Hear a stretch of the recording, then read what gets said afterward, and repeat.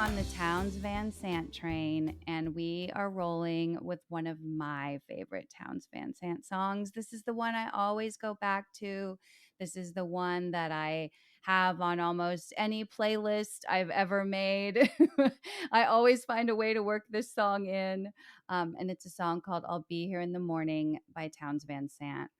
Um, I mean, I just fell in love with this song. Like when I began to do my deep dive, in college into Townes Van Sant, into how he had influenced so many of the artists. I think I was in a really big Lyle Lovett phase too, like right around when this song popped back into my life. And so I really was into the storytelling aspect of songs. I was listening to a lot of old country again, and this one, I just like. This song was comforting for me, and this is going to be hopefully an amazing dialogue here, because you dropped a bomb on me last week that completely shatters the entire reason why I love this song. So I'm so excited to get into this. And this is the literal note that I wrote, and this is before you and I spoke about our songs, but this is a note I wrote when I decided I wanted to bring this one. I said, for me, as a kid with abandonment issues, I found this song so reassuring. Like, you can let go of control, close your eyes, I'll be here in the morning. And I found that really calming. It was what I needed to hear in a love song. It was that reassurance that I felt like I needed from a partner. And then you walk up to me last week and say, I have an interesting take about this song. You said, Jen, tell me, like, do you believe him? Do you think he's like really going to be there in the morning? I'm like, well, of course I do. It's the whole basis for why I love this song. And what did you say to me, Bryan C. Parker? What did you say? Well, I wish that you had told me that that was your association of the song, and I would have just kept my mouth shut. No way. Well, yes, as my partner can tell you, I'm too often opening my mouth and speaking words. Gotten better about shutting up in my middle age. But yes, I don't believe him. This has always been my take on this song, and I don't know. I mean, there's a reference. I mean, there specifically in this song, he says the most beautiful view is the town you leave behind, is Yes. leaving. But I could never do that to you. You're pulling me back, and I will never leave. But it sounds to me, when you talk about like an unreliable narrator, it sounds to me a little bit like he's trying to convince this person that he's going to be there, and less like he's actually going to be there. And I think I'm having a really tough time, Jen, because it's breaking my heart that this is your association with this song. No, So I love the dialogue. That's why when you said it, I was like, this is perfect, because honestly, I had never even figured into my mind. Like when you said it, that's why it was like so mind-blowing, is I yeah, was like, it never once occurred to me that we could potentially be dealing with an unreliable narrator, or with a character that was much like Townes Van Sant was in life. How many exactly, wives did he have? Four, exactly. and like his last one was like a not a mail order bride, that's not right, but like a pen pal in Yeah. Germany or something, like. So it's funny that it never even like crossed my mind, knowing the story of him, Yeah. that this could be a situation where perhaps he was trying to convince this person. And I think that's the artistry of the song for me. And so I mean, it's a beautiful song regardless. On last week's episode, we talked a lot about Townes Van Zandt as a wordsmith, Yes. and just how talented he is at song craft and writing and structure and language. Just incredibly gifted. And so it does stand, if this isn't true, but I think the deepest level of artistry of this song, what makes it one of the most amazing songs to me, is how much you're convinced as a listener listening to him. But really, that's just not it. And he's painting this portrait. The sort of detail, the truth is in there. It, like, if you tease it out, like he's saying, the most beautiful town side is the town you leave behind, and it's a song where he's convincing you I'll be here in the morning. But we have all seen movies, right? Like, think about this cinematically, right? You go to bed, dude's not going to be there. Like, dude is out the window for sure. And I think that absolutely is the case here. And I think it is in some ways is biographical and is about this difficulty of staying put. with people that I don't know. I mean, it's so hard. I think there's been a real reckoning of songwriters and of male behavior of the last 5 decades to 6 decades of music here. Um, and so not to make excuses, but I think that yeah, the Towns Van Zandt certainly struggled with the difficulty to stay in one place, a restless guy, and I think there are a Yeah, lot of reasons for that, of course. And so, but I don't believe him. I think that we've got a guy here who's convincing. But the song is so convincing. I think that's the it is. thing, is it's a beautiful song, and it is relaxing in this way that's so soothing. But I think that the interior narrative here is that he is convincing someone to fall asleep so that he can bolt. Yeah. So that he can peace out. Yeah. Well, and it's funny because you keep referencing about him, the leaving a town behind and how fantastic that is. And the line that always stuck with me is the line that convinced me, the line that sold me that he wasn't going to leave is the line where he says, "But your softest whispers louder than the highway's call to me." And so it was like finally, like she locked him down, like finally this person is the one who drowned out the highway calling him. Um, but I see your point as well in terms of like, I don't know, is he really going to be there in the morning? So it was fun. Like the fun thing for me was to take a song that I've known, that I've loved for 40 years, and think about it completely differently. How often do you get to do that with things? Like, I'm down to shift my worldview about a song. Like, that just means the song's that much more magical. It holds so much more when you can do that. And I say it a lot, but it's something that I love so much about music and people that love music and having conversations with those people, because it really is enlightening in terms of the way people hear things and see things and the lines that resonate and the intention behind a song and the way a story is interpreted. I think that it's so cool to me that music can do that. Many art forms can do that, but music does it in a way that's really visceral for me. And I think that, you know, people say that one of the most magical elements in art is that its meaning is like left to the beholder. And I can get behind that, but I also must assign Meaning, meaning yeah. generally, Well, that you were on the precipice of me boring your audience to death, so let's be careful. But like probably my longest standing sort of philosophical take from being an English major is this idea of reading, whether it's a song or a poem or literature or whatever, sort of against the grain or with the grain. And like a with the grain reading would be like reading what's on the page. You believe what the author tells you. Yeah. And it's like a postmodern literature is really what came along and upset this idea. But even Roland Barthes, who's a postmodern author, talked a lot about reading with the grain versus against the grain. And reading against the grain would be applying these sort of lenses to reading. Like, well, let's read it from a feminist perspective, or let's read it, from a postmodern perspective, or whatever. Let's kind of upset the narratives of what we're supposed to do with this reading and challenge it. How reliable is this narrator? What's this dude been up to? Yeah.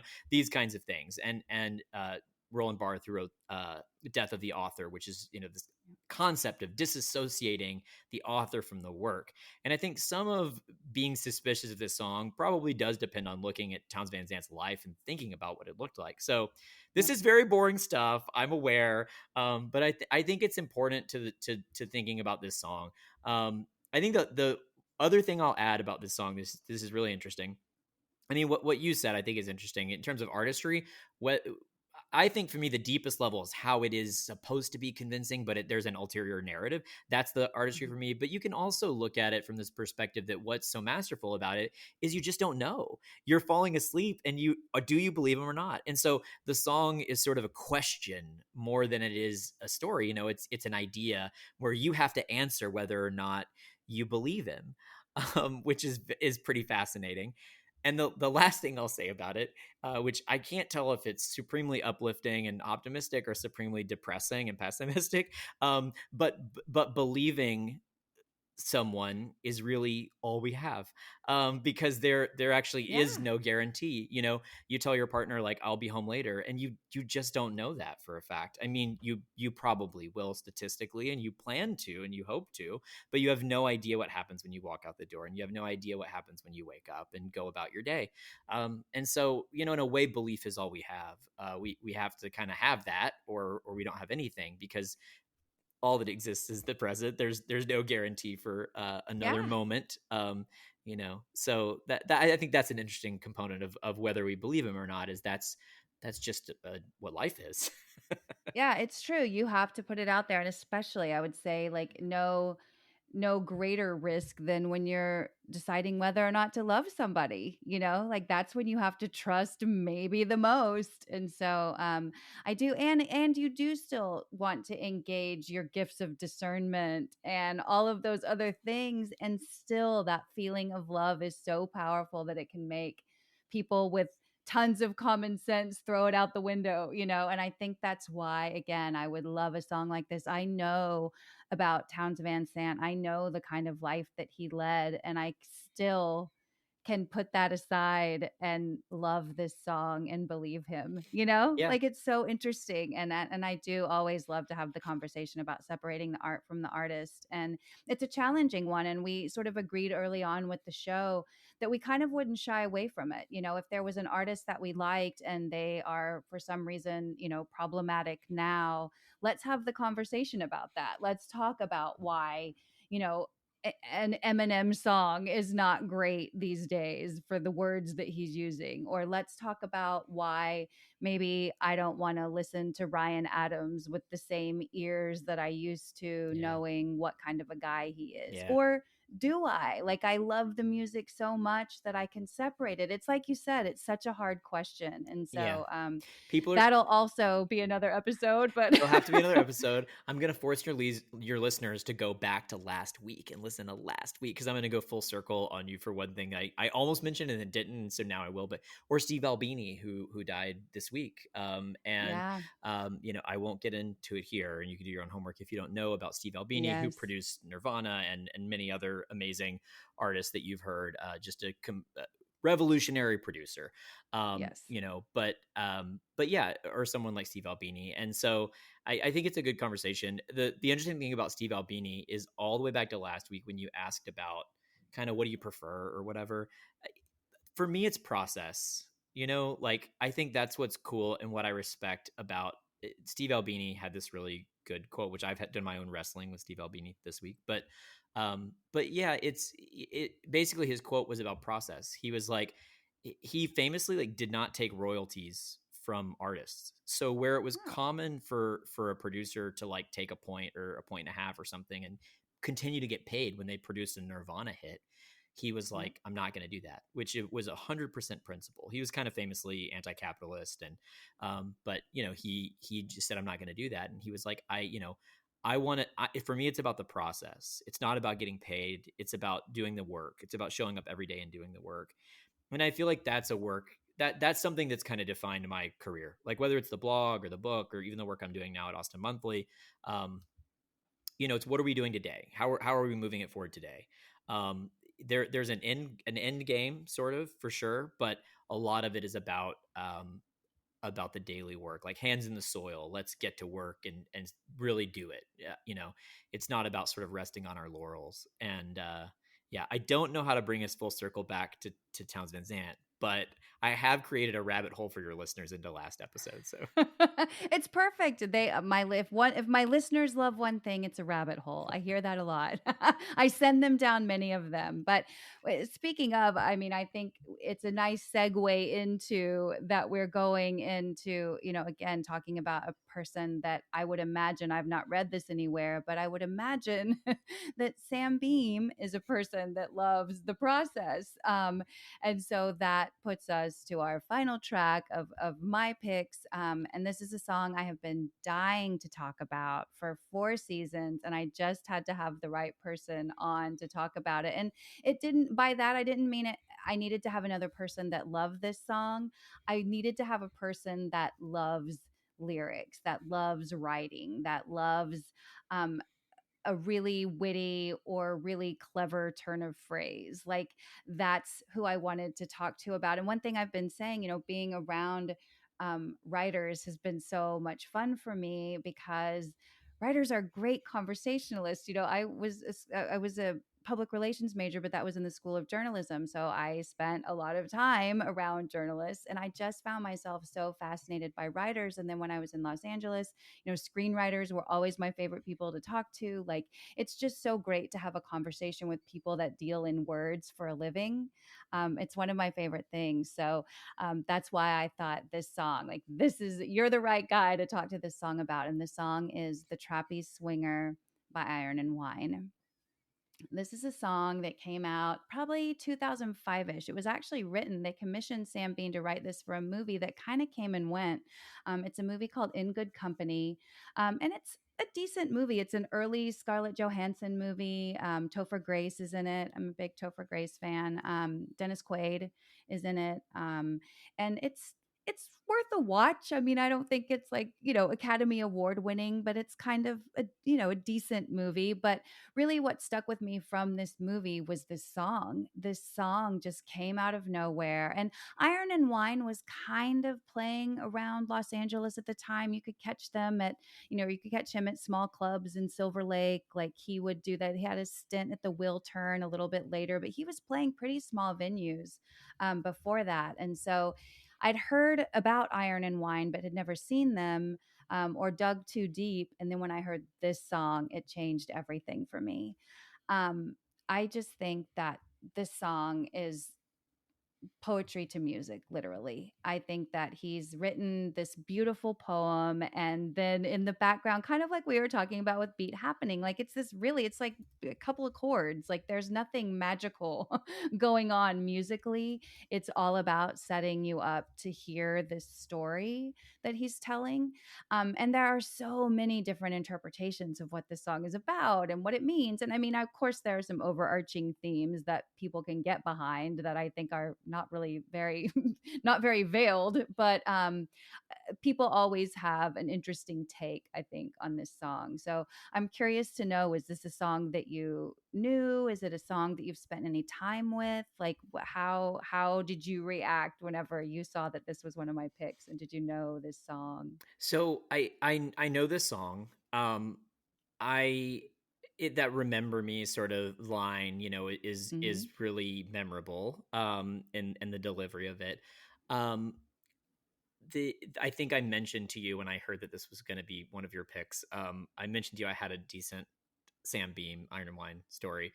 Yes. But Iron and Wine is Creek Drank the Cradle came out in 2002, Hmm. which is his debut. And this is really right around the time that I was discovering all of these K Records bands. So if you want the full segue back to Beat Happening, Iron and Wine, Creek Drank the Cradle came out on Sub Pop, or maybe was Yeah. was was released and then pub. It might have been like self-released or something, and then Sub Pop picked it up really quickly and re-released it Yeah. immediately. I think that might have happened. This is literally going off memory, doing no research. So either like pat myself on the back, good job for me remembering, or also I am wrong and ignore me. But I think that might have happened. Anyway, Creek Drake the Cradle came out on Sub Pop, 2002, I think.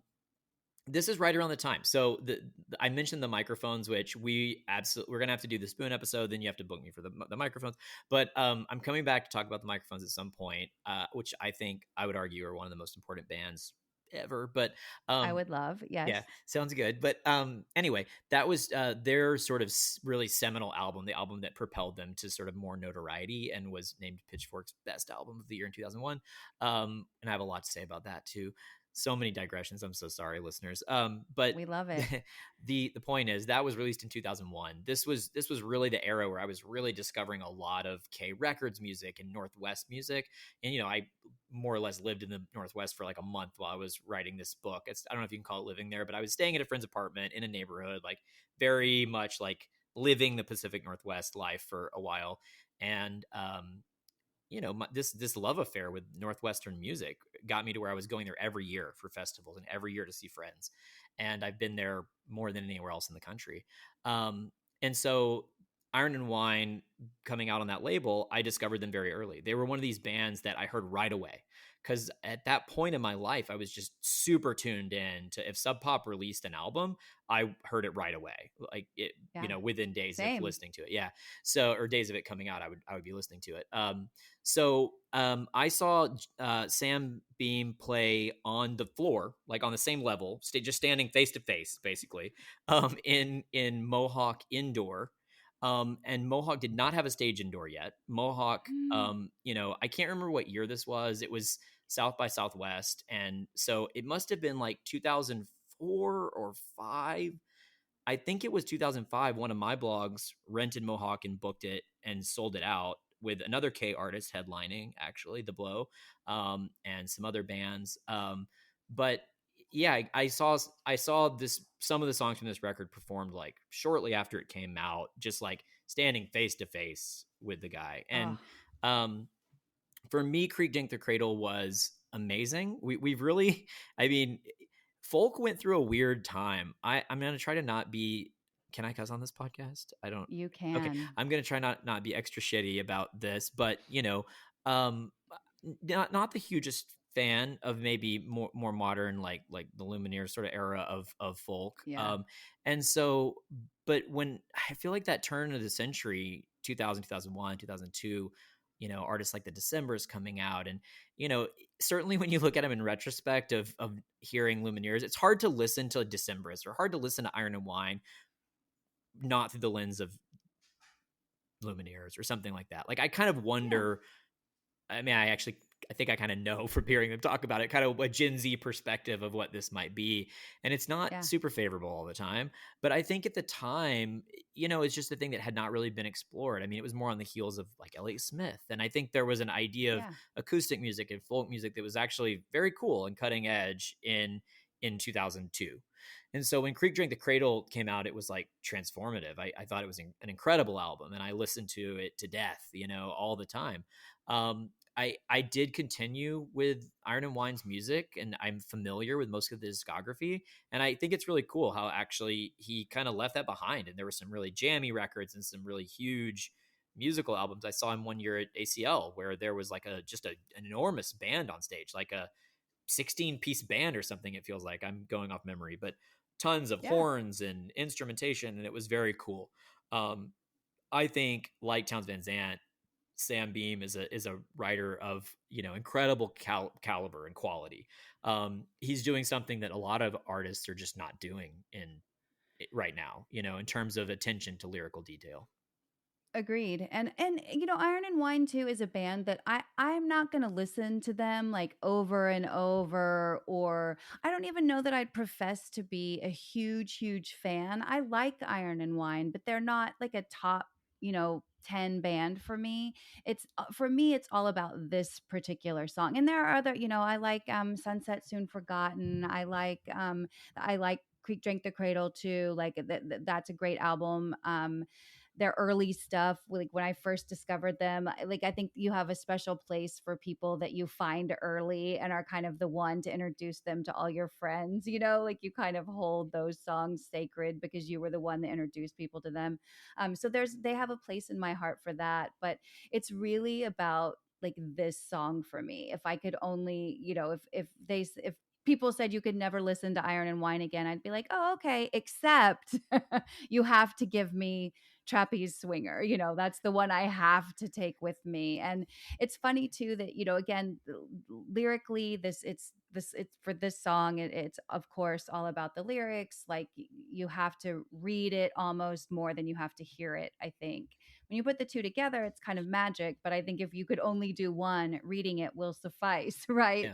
Yeah, But it's funny that you called out the line about the remember me, because I actually went through like one of the biggest things or one of the best things about this song to me is the way that he goes through that cadence. So several times throughout the song, and we didn't mention this in the beginning, it's a 9.5 minute song. Like it's a long piece of music. yeah, This is not a short song. But he goes through different iterations and he says, please remember me for in various reasons. So he starts off saying, please remember me happily, then remember me fondly, then remember me at Halloween, then remember my misery, then remember me as in a dream, then mistakenly, then seldomly, then finally. Hmm. Yeah. And there's something for me as like a writer that's so beautiful about the way he takes you through that journey. And I like it's a funny thing to say maybe, but I'll often ask people this question too on the show, but I'll ask what song they want played at their funeral. And so I'm answering this is the song that I want played at my funeral because it's super indulgent. I want everyone to sit there and listen for 9.5 minutes for sure. Everyone's like, Jen, you can't do that. I'm like, have you met me? Of course I can. I wouldn't do anything else. Yeah. And I think it is. I think it really, for me, the song is about legacy. Like the way he takes you through how he wants to be remembered is like something that I maybe have been thinking about more than usual after hitting this a milestone birthday this year. Like I've been thinking about legacy, and I think that the way he sort of leads the listener down that path about how he wants to be remembered is just so beautiful. And then the other line that I'll call out, or series of lines that I just think are insane. And this will be another one where it's hard for me not to cry. It builds up, but I'm cutting off kind of in the middle of the phrase. But he says, they went on to say that the pearly gates had some eloquent graffiti, like, we'll meet again and fuck the man and tell my mother not to worry. Yeah. And I just think that's so beautiful. Like, if you believe in heaven, if you believe that there's something after, even if you don't, like, this eloquent graffiti on the pearly gates. Well, Like, I love the how has nobody thought of I love that? the idea that "fuck the man" is eloquent for graffiti because it's like Yeah. we couldn't agree more. It's the pithy, like the simplest expression of a truth you can get to. Yes. "Fuck the man." Um, it's really funny that you bring up that line because I don't mean to like hijack this discussion of Trapeze Swinger at all, but Creek Drink the Cradle. So one of the bigger songs from that was the song "Upward Over the Mountain," which is Yeah. almost 6 minutes long. It's just shy of 6 minutes long. So also kind of an epic song. Especially, he'd built up some trust by Trapeze Swinger. This is your first record, and you have this like mid album. It's not an early. Yeah. It's like mid album kind of. I think it was a single for the record. 6 minute long folk song that has a part where it sounds like it almost stops. Like the music gets so quiet that it sounds Yeah. like it's almost the song is over.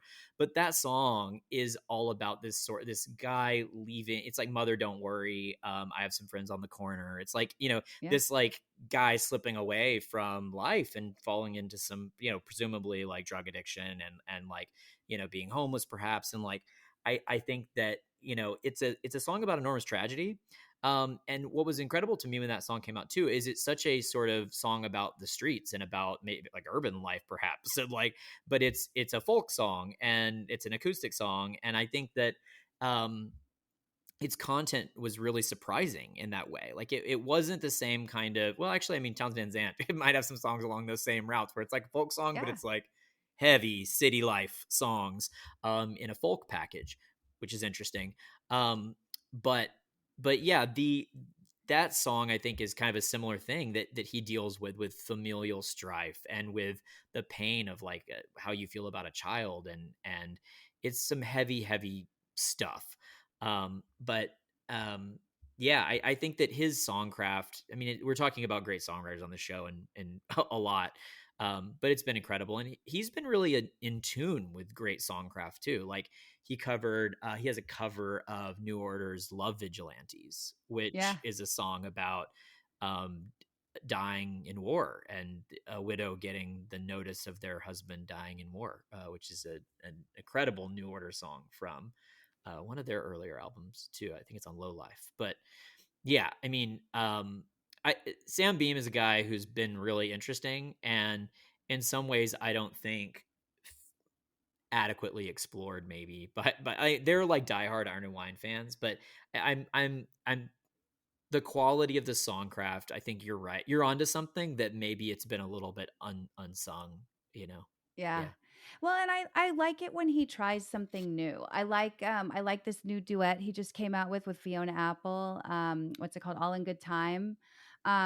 really interesting and kind of different from him, kind of different for, for him to pair with a voice like Fiona Apple. And they sound really good together. It's an interesting take. So I would love to see him kind of go that genre a little bit, like kind of do a little bit more of this duetting and a little something that's a little bit different than like the acoustic guitar folky lyrics heavy, which again I love. Like I want to read his lyrics all day long, but I also like it musically when he sort of branches out and tries something a little bit different that doesn't feel like it's so in his wheelhouse that you're just getting the like, the hardwood floor with the carpet in front and the bench and the guitar, like Yeah. we've all seen the scene before. Yeah.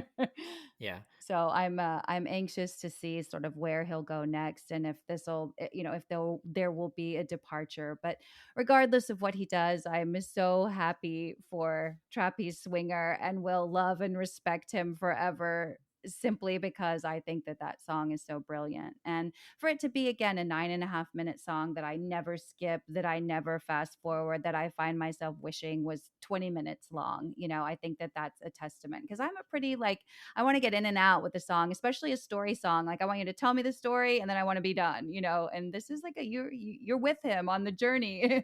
If you're listening to this song, you're sticking with it for a while. Yeah. So, I um, feel it's so funny you've opened this sort of like Pandora's box of Arna Wine songs for me, because it's just not an artist that yeah, not listen to this week, not this month, not probably not this year. But I'm yeah, just thinking about Iron and Wine songs that were meaningful to me over the years, and this 2005 EP In the Rains that has uh, a couple of songs on it. So 16 maybe less. If you don't know that song yeah. is unreal. Like that song is very good. Um, uh, and then maybe it's not on that song. Is Jezebel? What I I'm trying to remember what album Jezebel's on. Anyway, he's a great songwriter. Let's He suffice to is. say, like, Naked as We Came. I yeah. think Naked as We Came is one of his I great was going to bring songs that one up too. too, That's because beautiful. that moment I described on the last week, we keep throwing your listeners back. Go to last week's I episode, know. but Go to last week. that story I told about Holly, I think that when you think about moments like that with your partner, for people who have life partners out there and can relate to this, that song is really expertly rendered. I mean, there it just hits a note of like joy. It's a simple song, it's straightforward, but it hits a note of like this long term kind of joy that's not what anyway. I agree with you. Naked as We Came is a transcendent song that really Yeah. captures what it's like to feel about a life partner. Yeah. Yeah, and all of the things that go with that, Yeah. and all of the things that all of the feels. So yes. Well, Bryan, thank you so much for sharing what you're listening to, not 1 week, but two with me. Well, thank you for sharing with me. This has been an incredible conversation. I really appreciate you, Jen.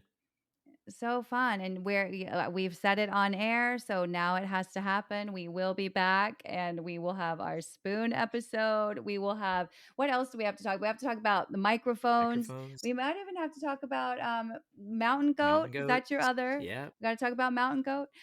So there's a lot for us to do. we'll do it. So listeners, to learn more about Bryan and read his work, you can pick up the latest issue of Austin Monthly Magazine, or you can follow him on socials at Bryan C. Parker. That's Bryan C, the letter C, Parker.